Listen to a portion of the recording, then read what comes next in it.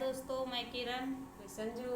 हम दोनों आप लोगों को एक तुलसी सोहर गीत सुनाने जा रही हूँ। अच्छा लगे तो लाइक करें, सब्सक्राइब करें और शेयर करें और कमेंट कीजिए। मैं तो से पूछे रे तुलसी कहाँ तो हर नाई हर कहाँ तो हर ससुर हो तुलसी कहाँ वहाँ कहाँ तो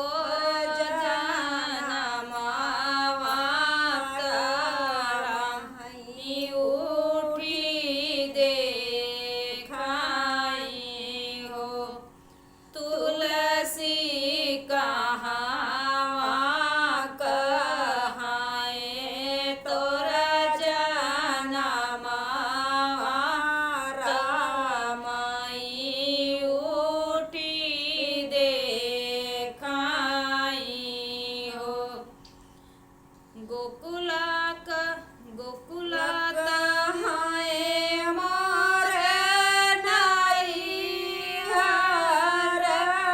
मथुरा में सासुर हो बहिनी बनावा में भय मोर जनमा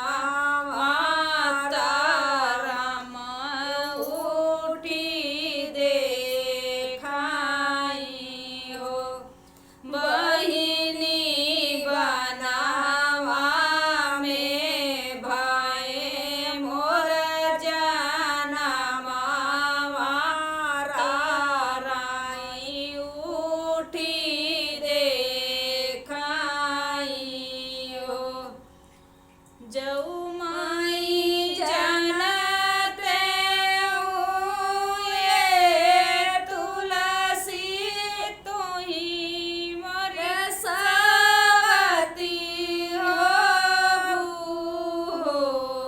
तुलसी तोहा के तजड़ी से कटाई ती भरसैया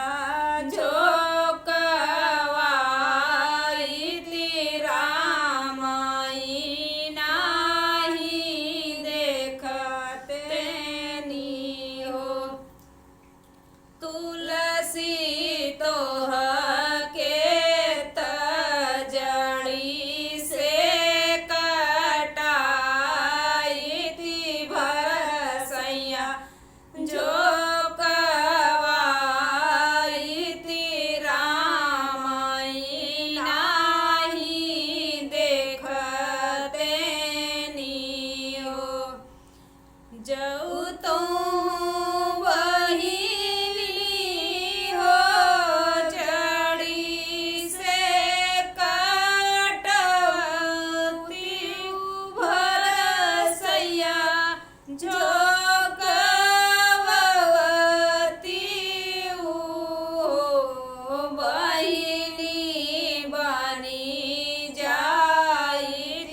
सुंदर लवरी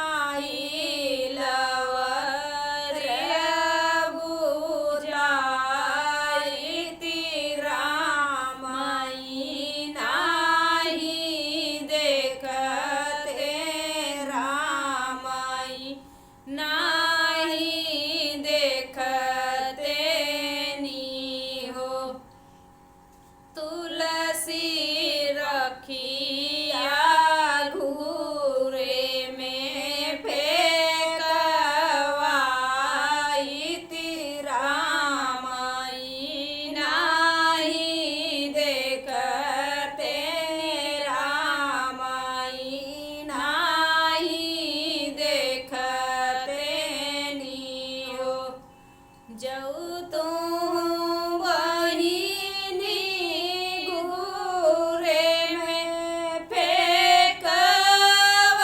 फेंकवती हो बहिनी बनी जाईती सुंदर या मोलावा रामाई उठी देखते रामाई उठी देखते हो तुलसी जाऊ तू बनाती हुआ मोलावात